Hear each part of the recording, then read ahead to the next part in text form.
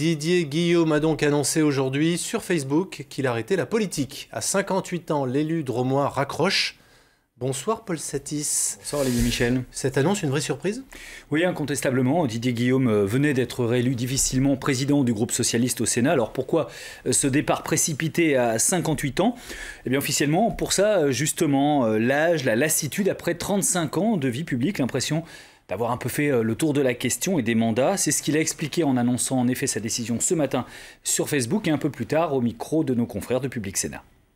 J'ai vécu des moments vraiment très beaux, mais j'ai pensé qu'à un certain moment, à mon âge, je pouvais tourner la page et faire autre chose, un nouveau challenge professionnel. Et c'est ce que je vais tenter maintenant de faire. Alors maintenant, que va-t-il faire ? Alors, dans l'immédiat, il reste encore quelques semaines au Sénat avant d'en démissionner et de laisser sa place à son suppléant, qui s'appelle Bernard Buis.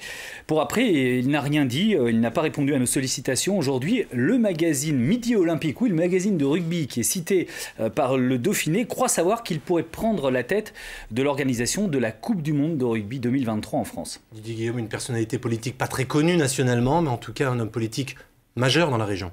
Oui, de la Drôme surtout, dont il est l'élu depuis maintenant 35 ans. La première fois, c'était en 1983 à Bourg-de-Péage, dans l'opposition, ville dont il sera ensuite le maire de 1995 à 2004, conseiller général en 1998. Il a été le président du département de la Drôme pendant 11 ans, jusqu'en 2015. Il a aussi été élu régional et sénateur, bien sûr, depuis 2008, un temps premier vice-président, lorsque la majorité était à gauche. Il présidait le groupe socialiste depuis quasiment 4 ans. Mais Paul, dites-nous, il y a quand même aussi des raisons politique à son départ.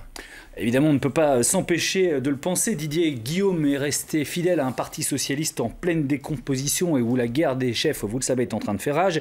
Il a soutenu Manuel Valls pendant la campagne des primaires. Il a dû affronter 2 concurrents pour être renouvelé président du groupe.